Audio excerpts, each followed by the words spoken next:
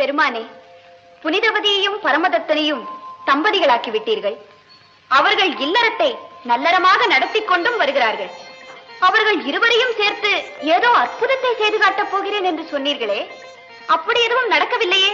அடக்கமில்லாமல் எல்லோரிடமும் கேள்விகளையே கேட்டுக் கொண்டிருந்த பரமதத்தன் இல்லாளாக புனிதவதி வந்ததும் அவளிடம் நல்லவனாக நயமாக நடந்து கொள்கிறானே, அதுவே அற்புதத்தின் ஆரம்பம் தானே. புனிதவதியை போல் அவனும் நம் பக்தனாக மாறவில்லையே.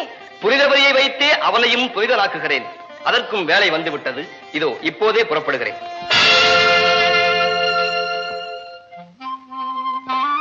அம்மா, அம்மா. என்ன பரவேசம், எங்க வந்தாய்? யாரோ ஒரு பெரிய வியாபாரி இன்னைக்கு நம்ம கடைக்கு வந்திருந்தாரு.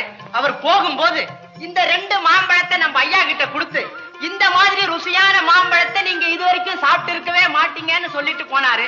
உடனே நம்ம ஐயா இத உங்ககிட்ட கொடுக்க சொன்னாருங்க. சரி, ஐயாவை சீக்கிரமாக சாப்பாட்டிற்கு வர சொல். வாணிபத்தில் இறங்கி விட்டால் அவருக்கு வயிற்று பசி கூட தெரியாது. ஆகட்டுமா, நான் வர்றேங்க. நீ சாப்பிட்டாயா? என் சம்பளத்தை பத்தி கேக்குறீங்களா? அதுக்கெல்லாம் ஒண்ணும் குறவே இல்லைங்க. ஐயா கை நிறைய அள்ளி அள்ளி கொடுக்கறாருங்க. உன் சம்பளத்தை பற்றி யார் கேட்டார்கள்? நீ சாப்பிட்டாயா என்று கேட்டேன். சண்டை சச்சரவுக்கெல்லாம் நான் போக மாட்டேனுங்க. அந்த பல்லவண்ணன் தான் வள்ளு வள்ளுன்னு விழறாருங்க. உனக்கு காது சரியாக கேட்காதோ?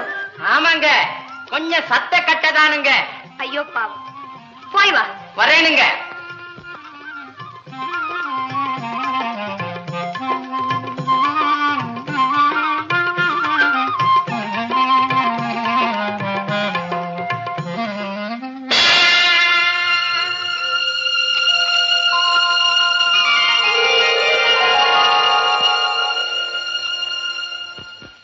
அம்மா, அம்மா.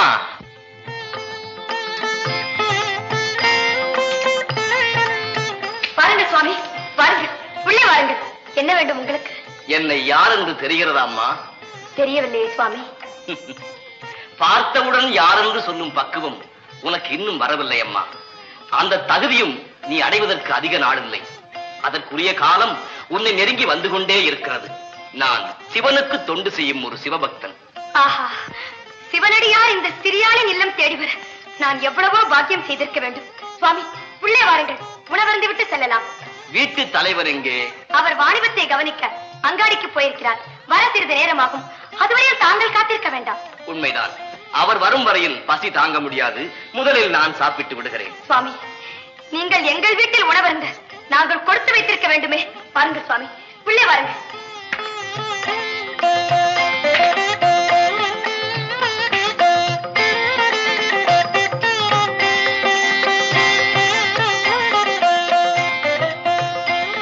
போதும்.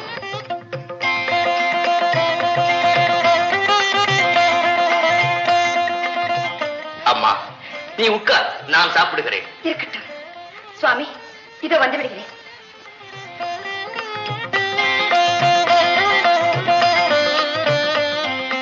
பழம் சாப்பிடுங்கள். நானே பழுத்த பழம், எனக்கு பழம் தேவையா? இந்த மாம்பழம் மிகவும் ருசியாக இருக்கும் என்று யாரோ ஒரு வெளியூர் வியாபாரி சொன்னாராம். என் கணவர் கொடுத்தனுப்பினார். சாப்பிடுங்கள் சுவாமி. உன்னை போல உன் கணவரும் பக்தி சிரத்தையோடு என்னை போன்ற சிவனடியார்களை உபச்சரிப்பாரா? பக்தியில் அவரை பற்றி விரிவாக சொல்ல முடியாது. ஆனால் பண்பாட்டில் நிச்சயமாக உயர்ந்து நிற்பார். ஓஹோ, கடவுள் பக்தி இல்லாதவரோ உன் கணவர்? அவருக்கும் சேர்த்துதான் நான் பக்தியோடு இருக்கிறேனே சுவாமி. பரவாயில்லையே, வீட்டுக்காரரை விட்டுக் கொடுக்காமல் பேசுகிறாயே. அதுதானே சுவாமி பெண்ணின் இலக்கணம். அதுதான் வாழ்க்கையின் லட்சியமும் கூட. சுவாமி, உங்களிடம் ஒன்று கேட்கலாமா? உனக்கு விளக்கம் சொல்லத்தானே நானும் வந்திருக்கிறேன்.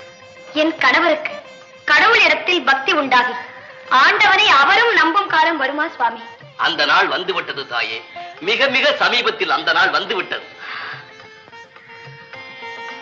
அம்மா, வயதில் சிறியவளாக இருந்தாலும் பெற்ற தாயை போல் அருகில் இருந்து அன்போடு எனக்கு அமுது படைத்தாய்.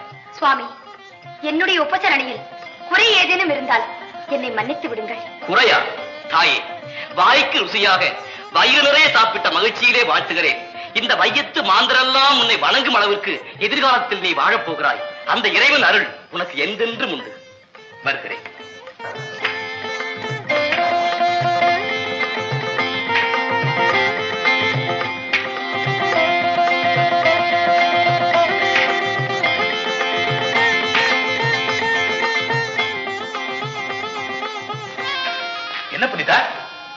இங்கேயே நின்று கொண்டிருக்கிறாய்? உங்கள் வருகைக்காக வடிமேல் விடி வைத்து காத்திருக்கிறேன். நீ சாப்பிட்டாயா? நீங்கள் சாப்பிடாமலா? இதுதான் உன்னிடம் உள்ள பெரிய தொல்லை. நேரமாகிவிட்டால் நீ சாப்பிட வேண்டியதுதானே. சமைத்து வைக்கும் பெண்கள் சாப்பிடவே முடியாது.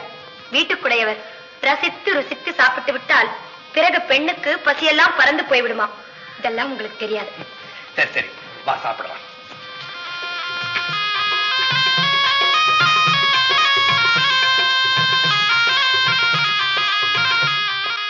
புனிதா, சமையற்கலையில் நீ மிகவும் தேர்ச்சி அடைந்து விட்டாய்.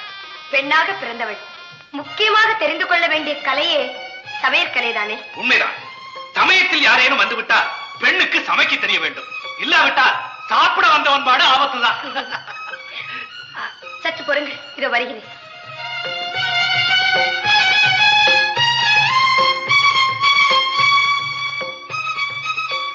இன்று நான் கொடுத்தனுப்பிய பழம் அல்லவா இது? ஆம். இதை நானே கொண்டு வர சொல்லலாம் என்று நினைத்தேன். நீயே கொண்டு வந்து விட்டாய். நீங்கள் நினைப்பதற்கு முன் அதை செய்வதுதானே என்னுடைய வேலை.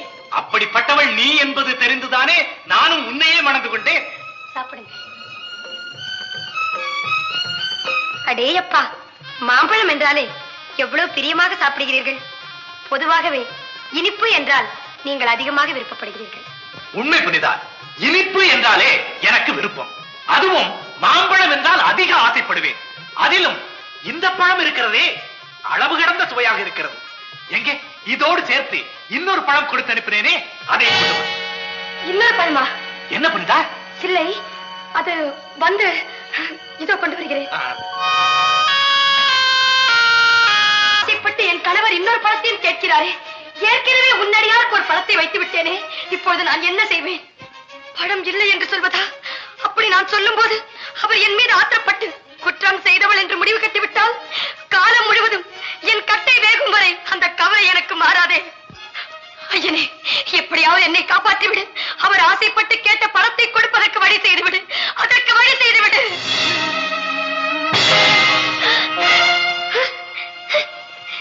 இறைவா, என்னை காப்பாற்றி விட்டாய், என்னை காப்பாற்றி விட்டாய். உன்னை என்ன சொல்லி பாராட்டுவது, உன்னை என்ன சொல்லி பாராட்டுவது? ஐயனே,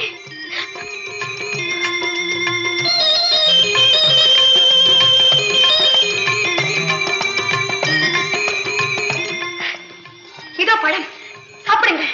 நீயும் கொஞ்சம் சாப்பிடு. இல்லை இல்லை, இந்த பழத்தை நீங்கள் தான் சாப்பிட வேண்டும். ஏன் நீ சாப்பிடக்கூடாதா? நீங்கள் சாப்பிடுவதை பார்த்தாலே நான் சாப்பிடுவதை போல. சரி, நானே சாப்பிடுகிறேன். நீங்கள் ஆசைப்பட்டு கேட்டு விட்டீர்கள். அதோடு இந்த பழம் அமுதத்திற்கு சமம் அல்லவா? அப்படி அமுதத்திற்கு சமமான இந்த பழத்தை நீங்கள் சாப்பிடுவதை பார்க்கும் போது உள்ளூர நான் அடையும் மகிழ்ச்சி இருக்கிறதே, அது அந்த ஆண்டவன் ஒருவனுக்குத்தான் தெரியும். புனிதா, நீ சொல்வதை போல இந்த பழத்தின் சுவை அமுதத்திற்கு சமமாகத்தான் இருக்கிறது. முன்பு நான் சாப்பிட்ட பழத்தை விட ருசியில் இந்த பழம் பன்மடங்கு உயர்ந்து தெரிகிறது. இதுவரை என் ஆயுளில் நான் சாப்பிட்ட மாம்பழங்களில் இப்படிப்பட்ட சுவையை நான் கண்டதே இல்லை. ஒரே ஜாதியைச் சேர்ந்த 2 மாம்பழங்களைத்தானே நான் கொடுத்து அனுப்பினேன். அதில் ஒன்றுக்கொன்று சுவையில் ஏன் இத்தனை மாற்றங்கள் தெரிகிறது? என்னை மன்னித்து விடுங்கள். இப்போது 2வது முறையாக நீங்கள் சாப்பிட்டது தாங்கள் கொடுத்தனுப்பிய பழமே அல்ல. என்ன? நான் கொடுத்தனுப்பிய பழம் அல்லவா? என்ன சொல்லுகிறாய் புனிதவதி? சற்று நிதானமாக கேளுங்கள். நீங்கள் அனுப்பிய 2 பழங்களையும் பணியால் கொடுத்து விட்டு போன பிறகு நம் இல்லத்திற்கு ஒரு சிவனடியார் வந்தார். அவருக்கு அமுது படைக்கும் போது அதில் ஒரு பழத்தை வைத்து விட்டேன். பிறகு தாங்கள் வந்தீர்கள். மீதி இருந்த ஒரு பழத்தை உங்களுக்கு வைத்தேன். அதை சாப்பிட்ட பிறகு நீங்கள் இன்னொரு பழத்தையும் கொண்டு வா என்று ஆசைப்பட்டு கேட்டு விட்டீர்கள். நான் என்ன செய்வேன்? நடந்ததை உங்களிடம் எப்படி சொல்வேன்? அடியாருக்கு ஒரு பழத்தை வைத்து விட்டேன் என்று சொன்னால் என்னை விட சிவனடியார் உனக்கு உயர்வாக போய்விட்டார்களா என்பதை சுட்டிக்காட்டி எங்கே என்னை கோபித்துக் கொள்வீர்களோ என்ற பயம் ஒருபுறம். கணவரின் குணமறிந்து அவருக்கு வேண்டியதை தெரிந்து அதை கூட பத்திரப்படுத்தி வைக்க தெரியாத மனைவி காலம் முழுவதும் அவரோடு எப்படி குடும்ப வாழ்க்கை நடத்தப் போகிறாள் என்பதை எண்ணி எண்ணி எங்கே என்னை ஒதுக்கி விடுவீர்களோ என்ற வேதனை மற்றொரு புறம். இவற்றிற்கெல்லாம் மேலாக நீங்கள் ஆசைப்பட்டு கேட்டதை தாங்கள் கொடுத்தனுப்பிய பழத்தை உங்களுக்கு வைக்க முடியாமல் போய்விட்டதே என்பதை இந்த பேதை மனம் எண்ணி எண்ணி பார்த்தபோது ஒரு கணம் இந்த இடத்திலேயே என் உயிரை விட்டுவிடலாமா என்று கூட தோன்றியது. பிறகு எப்படி இந்த பழம் உனக்கு கிடைத்தது?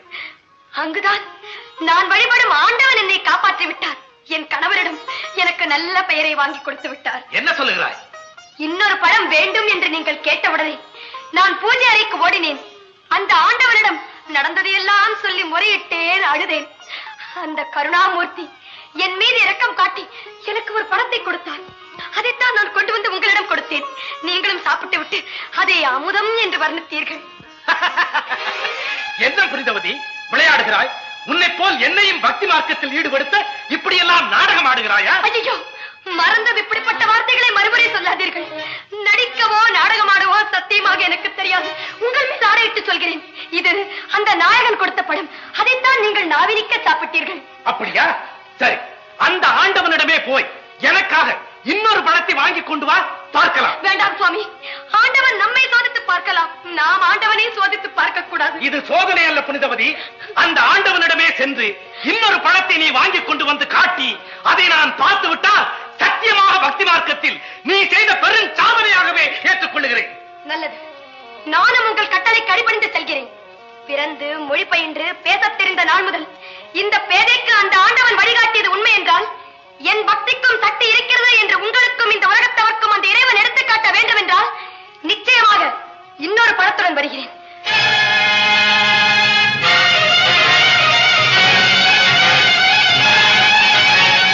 இறைவா, இன்னொரு பழத்தை முன்னிடமே கேட்டு வாங்கிக் கொண்டு வா, பார்க்கலாம் என்று என்னை அனுப்பிவிட்டாரே. இப்பொழுது நான் என்ன செய்வேன்? பரம்பொருளே, முன்பு நான் கேட்டவுடன் பழத்தை கொடுத்தது கூட பெரிதல்ல. இப்பொழுது தாங்கள் பழத்தை கொடுக்காவிட்டால் தங்களின் சக்திக்கும் உயர்வில்லை, என் பக்திக்கும் மதிப்பில்லை. கருணையின் வடிவமே, கடவுள் எங்கிருக்கிறார், அவரை காட்ட முடியுமா என்று கேட்கும் என் கணவர் மனம் மாறி இன்று முதல் இறைவன் எங்கும் இருக்கிறான் என்று ஒப்புக்கொள்ள வேண்டும் என்றால் உண்மையில் ஆணையிட்டு சொல்கிறேன், இந்த கணமே எனக்கு இன்னொரு பழத்தையும் கொடுத்து விடு, எனக்கு இன்னொரு பழத்தையும் கொடுத்து விடு.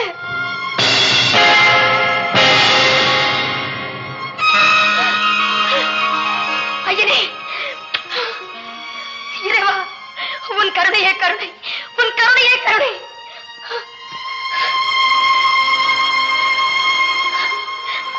பாருங்கள், இதோ பாருங்கள், ஆண்டவன் என் வேண்டுகோளுக்கு இணங்கி எனக்கு இன்னொரு பணத்தையும் கொடுத்து விட்டார். இந்த அறைகள்